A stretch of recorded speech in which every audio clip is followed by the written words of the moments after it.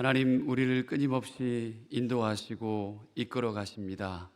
그 걸음걸음 믿음으로 따라가며 반응하는 저희들 되게 하여 주시옵소서. 오늘도 생명 주셔서 이 자리에 왔습니다. 주여, 오늘 말씀하여 주시고 생명의 시간이 되게 하여 주시옵소서. 예수 그리스도의 이름으로 간절히 기도드립니다. 아멘. 우리 주님의 은혜와 평강이 여러분의 삶과 가정과 일터와 사업 가운데, 또 온라인으로 가정에서 사랑홀에서 갈릴리홀에서 예배하는 모든 교우들 가운데 함께 하시길 빈니다. 자, 잠깐 한번 소개하려고 하는데요. 우리 한나 로저스라고 하는 분이 교회에 방문해 주셨네요. 우리나라에서 영어 선생님으로 오셨다가 이제 귀국을 하시는 것 같은데요. 이달 말에 귀국하시는데 그 모든 여정과 또 고국의 아일랜드에 가서 하나님의 축복이 함께 하시기를 바라는 마음으로 우리 한영애 박수 한번 주실래요? 한번 일어나 주십시오.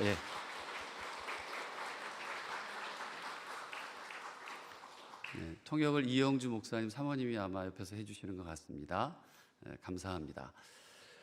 오늘 말씀의 제목은 다시 성령으로입니다. 요즘 우리 사회를 보면 기운을 잃고 지쳐있는 모습을 많이 보는데요. 옆에 분에게 힘내세요 한번 하세요. 나를 보고 힘내세요 하세요. 슬퍼하지 말고 의유 이러지 말고 힘내십시오. 서로가 서로를 위해서. 근데 참 아프지만 또 우리가 품고 기도해야 될 현실과 현장인데요. 청소년들은 학교에서 치열한 경쟁 속에서 많이 힘들어해요. 청년들은 또 어떻습니까? 미래가 보이지 않아서 답답해하죠. 장년 세대는 어떨까요? 가정과 일터에서 책임감이 계속 눌려서 이게 어깨가 계속 처져가요. 어르신들은 외로움과 건강 문제로 마음이 많이 무겁습니다.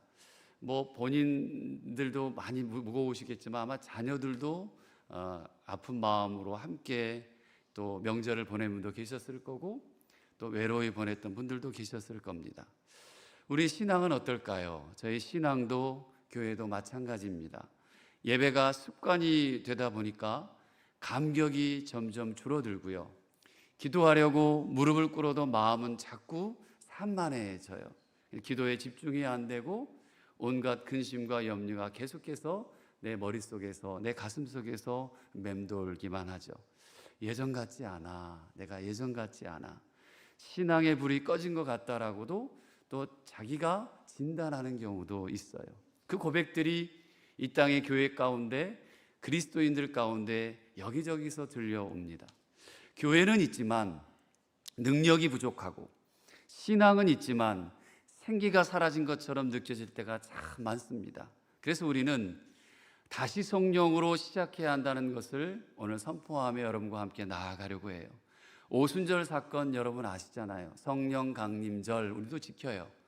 7월에 6월이나 7월 아마 6월경일 거로 날짜에 따라 좀 바뀌긴 합니다만 우리가 지키는 이유가 단순한 과거의 역사로서 성경에 나와 있는 성령이 움직이고 역사했던 그때를 기억하기 위한 것이 아니라 실은 오늘날 우리의 삶 속에서 계속해서 이어져가고 반복해야 할 현재적인 경험이 성령의 역사이거든요. 그럴 때 우리에게 필요한 것이 뭘까? 여러분, 좋은 환경이면 그 성령의 역사들이 잘 일어날까요? 아니면 더 많은 재정이 있고 내가 정말 풍성하게 가지고 있어서 걱정거리가 없을까요? 더 세련된 프로그램들이 우리 교회 안에서 마련되면 우리 교회가 행복하고 또 성령으로 충만해지는 역사들이 있을까요? 저는 아니라고 생각합니다. 오늘 우리에게 필요한 것은 바로 그 여러 가지 환경적인 요소나 무언가의 소유가 아니라 무언가 보여지는 것이 아니라 다시금 정말 본질에 충실하고 특별히 그리스도인들에게 있어서 교회에 있어서 핵심으로 움직여가는 원동력들이 있거든요. 그게 뭐냐면 성령이라는 거예요. 다시 성령으로 충만해지는 것밖에 없다는 것을 알게 하셨습니다. 한번 따라 합시다. 성령은 우리를 새롭게 한다. 할렐루야. 초대교회 처음에 교회가 생겼던 우리 성경에 나오는 사도행전을 쭉 보면 그 교회는 오늘 오순절 성령 사건으로 시작됐습니다. 성령의 강림은 두 가지 상징으로 나타나는데요, 오늘 성경에 보니까 먼저 급하고 강한 바람 같은 소리라고 말하고 있어요. 바람은 눈에 보이지 않잖아요. 근데 존재와 힘을 확실히 드러내는 것이 바람이죠. 성령의 역사는 눈에 보이지는 않을지라도 실제적이고 강력하거든요. 우리의 굳은 마음을 흔들 수 있고, 그리고 닫힌 문을 활짝 여시기도 하고, 무기력한 삶에 생기를 불어넣습니다. 성령께서 여러분 가운데 생기를 불어넣으시길 축복합니다.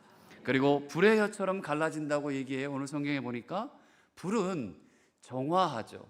그리고 열정을 상징합니다.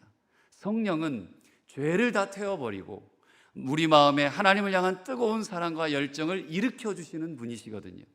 혀의 모양으로 임한다는 것은 성령의 말씀과 선포를 통해 역사하심을 보여주는데요, 여러분, 스승이신 우리 예수님이 십자가 달려 돌아가셨어요.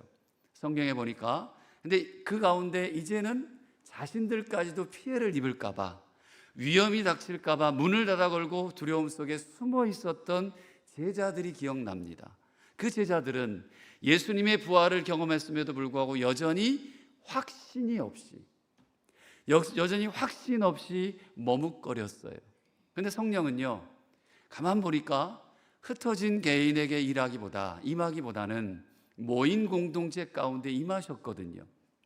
제자들은 두려움 때문에 문을 닫고 숨어 있었지만 여전히 함께 모이기를 포기하지 않았어요. 성령은 흩어진 개인주의 신앙 속, 여러분 요즘 신앙생활도 개인주의가 너무 깊어져 가는데요, 이 개인주의 신앙 속에서 성령이 역사하기보다 함께 예배드리고 함께 기도하는 그 자리에 강하게 역사하셨던 거죠. 그 성령께서 임하셨거든요. 그것이 임하시니까 그분이 제자들이 완전히 달라지기 시작합니다. 성령 충만의 결과가 능력의 변화로 나타났는데 제자들은 두려움에서 담대함으로 변하기 시작했고, 닫힌 문 뒤에 숨어있던 그들이 거리로 나가서 복음을 외치기 시작했습니다. 자기 살기 바빴던 사람들이 예수님의 복음을 전하는 증인이 되었던 거죠. 우리 오늘 읽었던 1장 8절, 자, 보지 않고 한번 외워볼까요? 시작. 너희가 권능을 받고 예루살렘과 온 유대와 사마리아와 땅끝까지 이르러 내 증인이 되리라 하시니라. 아멘. 좌절 가운데 두려움 속에 있던 자들이 기쁨과 소망의 사람으로 체인지됐습니다. 바뀌기 시작했습니다. 4절 말씀을 한번 같이 읽어볼게요. 시작. 그들이 다 성령의 충만함을 받고 성령이 말하게 하심을 따라 다른 언어들로 말하기를 시작하니라. 아멘. 언어의 장벽도 무너집니다. 다양한 민족이 복음을 들을 수 있게 됐어요. 성령 충만은 단순한 감정적인 체험이 아니라 구체적인 사역의 열매로 드러난 거예요. 무엇이 성령 충만인가? 그러면 열매로 드러났다는 거예요. 바로 그 우리와 똑같은 삶의 자리에 성령님이 임하셨습니다. 성령 충만은 단순히 방언을 하거나 또 은사만을 의미하지는 않았습니다. 직장에서 여러분 정직을 지키려는 용기도 성령 충만의 결과입니다. 가정에서 사랑을 실천하는 인내가 성령 충만의 결과입니다. 교회에서 서로를 섬기는 헌신이 그냥 하는 게 아니에요. 교회에서 섬기는 그 헌신들이 성령 충만의 열매요 결과들이라는 것이죠. 오늘 우리의 예배와 모든 모임들, 목장도 같은 의미를 갖게 됩니다. 이곳이 바로 성령이 역사하실 공간인 거예요. 이 모든 것이 성령 충만의 열매입니다. 옆에 분에게 당신이 성령 충만의 열매이십니다. 시작. 열매가 이렇게 풍성하게 맺어서 같이 있는 거예요. 성도 여러분, 이것이 바로 성령의 역사입니다. 내가 여기 와 앉아 있는 것 내 의지로 온 것 같지만요, 실은 여러분 함께 있는 옆에 있는 분들이 각자 따로 온 것 같지만 성령의 역사입니다. 성령은 사람을 새롭게 만들거든요. 우리의 신앙도 바로 이와 같습니다. 어떤 분이 이렇게 고백해요. 목사님, 저는 오래 교회 다녔어요. 오랫동안 교회를 다녔지만 예배가 이제는 그냥 의무적으로 드리는 것 같아요. 기도하려고 해도 말이 잘 안 나옵니다. 예전에는 주님을 생각하면 내 가슴이 뜨거웠는데, 그리고 어느 순간인가 내 발걸음이 교회에 가 있고 내 손이 무언가를 잡고 헌신하고 봉사했는데 지금은 아무 감동이 없습니다. 사랑하는 성도 여러분, 그런 우리의 마음을 누가 다시 살릴까요? 제 목사일까요? 전혀 저는 살릴 수 없어요. 장로님들일까요? 권사님들일까요? 아니면 여러분 누가 나를 살려줄 수 있을까요? 살리신 분은 바로 성령 하나님이십니다. 에스겔서 37장 5절에 그 말씀이 쓰여져 있는데 한번 같이 읽어볼게요. 시작. 주 여호와께서 이 뼈들에게 이같이 말씀하시기를 내가 생기를 너희에게 들어가게 하리니 너희가 살아나리라. 아멘. 선지자가 골짜기 가득한 마른 뼈들의 환성을 보았을 때 하나님께서 말씀하시는 거예요. 내가 생기를 너희 속에 두어 너희가 살아나게 하겠다. 하나님의 생기가, 하나님의 영이 여러분의 가운데, 여러분의 가정 가운데 살아 역사하고 움직여 살아나는 놀라운 은혜들이 있기를 축복합니다. 성령은 죽은 것 같은 영혼을 살리세요. 낡은 신앙을 새롭게 하십니다. 혹시 오늘 이 자리에 오신 분들 가운데 내 신앙의 불이 꺼져가거나 꺼져 있거나 기도의 자리에 앉아도 눈물도 감동도 또 입을 열어서 마음을 열어서 기도하는 것이 잘 안 되는 분들이 계십니까? 혹여나 예배의 감격이 사라지셨습니까? 그렇다면 오늘 하나님께서 우리에게 분명히 말씀하십니다. 다시 성령으로 돌아오라고. 내가 너를 새롭게 하겠다고. 믿으시면 아멘 하십시오. 내 가정도, 내 자녀들도, 내 모든 삶의 걸음걸음도 내가 너를 다시금 새롭게 하고 살리겠다라고 말씀하고 계십니다. 두 번째는 성령은 세대를 넘어 역사하세요. 성령님은 특정한 사람, 특정한 세대에게만 역사하지 않아요. 자, 다음 세대에만 역사할까요? 지금 세대나 우리 시니어 분들도 역사하지 않을까요? 말이요, 막걸리요. 이 말은 뭐예요? 다 모두에게 역사하신다는 거예요. 어리든 내가 나이가 먹었든 은퇴를 했든 상관없이 성령 하나님은 동일하게 다 모두에게 똑같이 역사하신다는 거예요. 문제는 뭐예요? 우리가 다 구분을 지어놔요. 이래서 안 되고 저래서 안 되고 이 나이여서 안 되고 아직은 부족하고. 정말 하나님은 여러분과 함께 하시는데 성령님은 모든 세대에게 역사하신다는 또 구약의 말씀이 있는데 함께 볼게요. 요엘서 말씀입니다.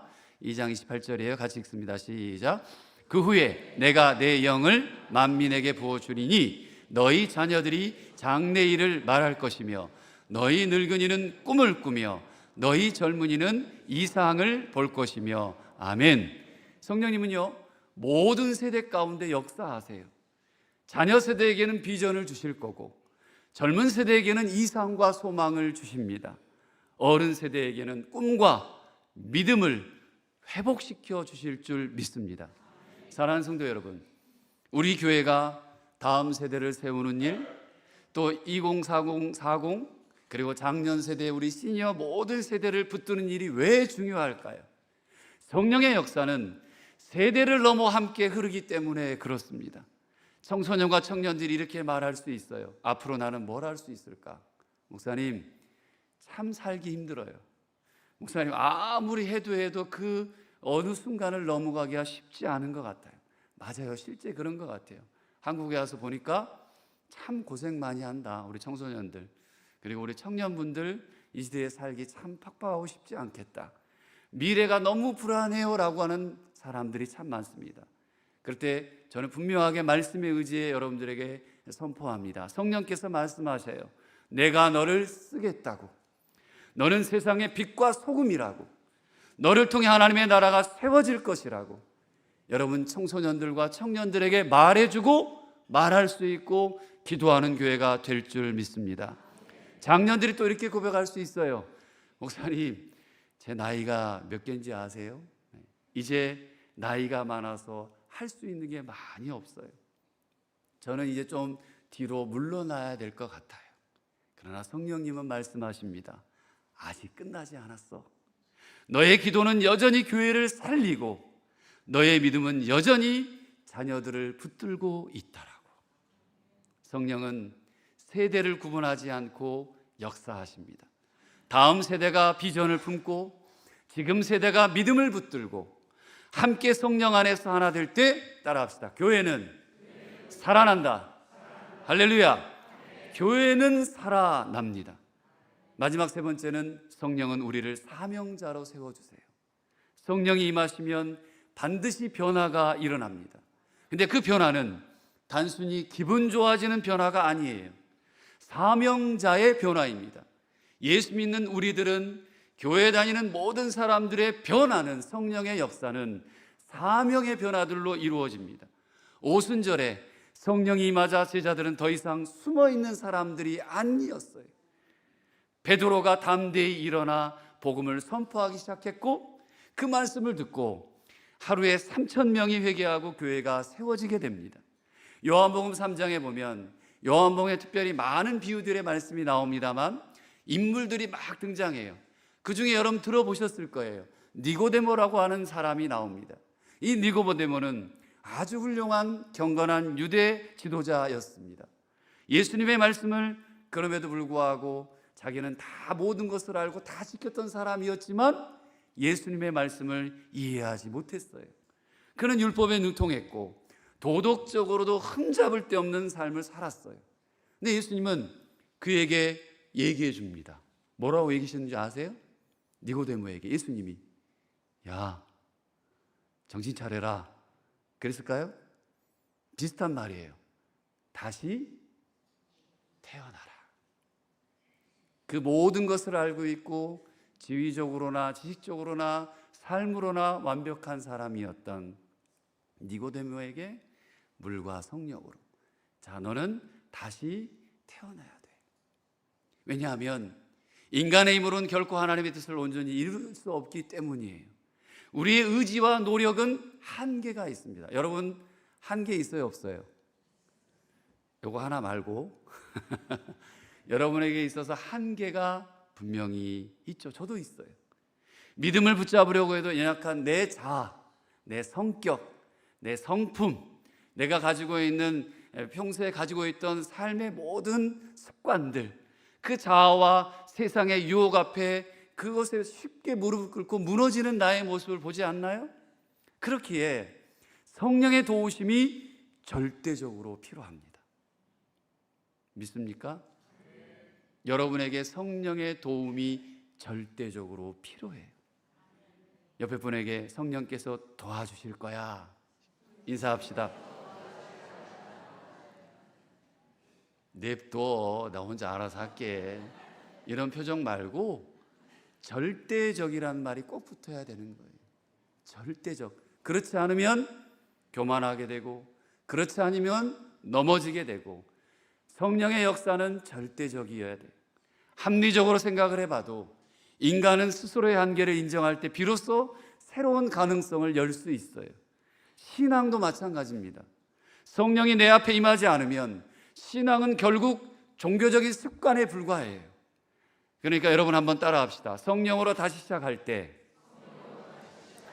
나의 신앙은 살아있는 능력이 된다. 할렐루야. 성령으로 다시 시작할 때 여러분들의 신앙은 살아있는 능력이 될 줄 믿습니다. 성령의 역사는 절대 추상적이지 않습니다. 구체적인 삶의 현장 속에 분명히 나타나거든요. 가정에서는 성령께서 갈등을 화해로 바꾸어주는 역사로 나타나고 직장과 사업장 가운데 성령께서 정직해서 성실하게 그 모든 것을 지킬 힘을 주시고, 교회에서는 성령께서 서로 왼수 이게 아니라 판단하고 정죄하고 생각하는 게 아니라 사랑으로 대하고 섬기도록 성령께서 그렇게 우리를 이끌어 주십니다. 다시 말하면 성령으로 다시 시작하는 것은 단순한 예배당에 앉아 있는 것만으로 거기에서 영적 체험에 일어나는 부분들이 아니라 삶 전반에 영향을 미치는 실제적인 변화가 일어난다는 겁니다. 가정에서 믿음의 부모로 세우는 것 쉽지 않잖아요. 직장과 사업장에서 정직하려고 하는 것, 정말 성실한 그리스도인으로 살아가는 것 쉽지 않잖아요. 교회에서는 어떻습니까? 나보다 더 남을 세우는 일, 제가 늘 매주마다 고백합니다. 나보다 더 남을 낮게 여긴다? 그것 자체가 내가 나은 사람인 거예요. 그죠? 교회는 서로를 세우는 동역자로 우리를 부르신 곳이에요. 사랑하는 성도 여러분, 성령은 우리를 사명자로 세워주십니다. 성령으로 다시 시작한다는 것은 단순한 감정적인 회복이 아니라 그것은 존재의 근본적인 변화이거든요. 새로운 정체성이 생기고요, 성령 안에서 우리는 하나님의 자녀로 다시 태어나게 되고, 과거의 실패도 죄책감도 상처가 더 이상 우리를 규정하지 못하도록 하셔야 돼요. 왜 다른 것이 내 인생과 삶을 규정하게 만듭니까? 죄악들이. 그게 아니라 성령께서 나를, 내 정체성과 내 삶을 규정하게 만드는 삶, 그게 그리스도인의 삶이에요. 또 새로운 시각을 주십니다. 성령은 우리의 눈을 열어서 세상을 하나님의 관점에서 바라보게 하셔요. 세속적인 가치, 그것이 아니라 영원한 가치를 추구할 수 있도록 도와주시거든요. 새로운 능력도 주십니다. 성령은 우리를 변화시키는 능력을 주시는데, 자, 용서할 수 없던 사람 계속해서 용서하지 않으실래요? 안 돼요. 그죠? 인간적으로는 안 되죠. 내 힘으로 안 되죠. 근데 성령께서 용서할 수 없던 사람을 용서하게 하시고, 감당할 수 없던 일을 감당하게 해 주실 수 있습니다. 여러분, 성령이 임하면 나는 부족하다, 나는 할 수 없다라는 고백이 어떻게 바뀌냐면 하나님이 하신다. 할렐루야. 나는 부족하지만 하나님이 하신다. 나는 주님의 도구다라는 고백으로 바뀌게 됩니다. 이제 우리에게 남은 질문이 이어지는데요, 그러면 목사님, 어떻게 다시 성령으로 내가 다시 백할 수 있을까요? 다시 돌아갈 수 있을까요? 기도의 자리로 심플해요. 돌아가셔야 돼요. 기도의 자리로 다시금 돌아오시고, 제자들이 마가의 다락방에 모여서 기도에 전심을 다해 힘쓸 때 성령이 임하셨습니다. 기도가 식었다면 다시 무릎 꿇는 자리로 돌아오시길 바랍니다. 근데 그 자리뿐만이 아니라 꼭 반드시 함께 가야 되는 게 있어요. 뭘까요? 기도만이 아니라 말씀이 함께 같이 가야 돼요.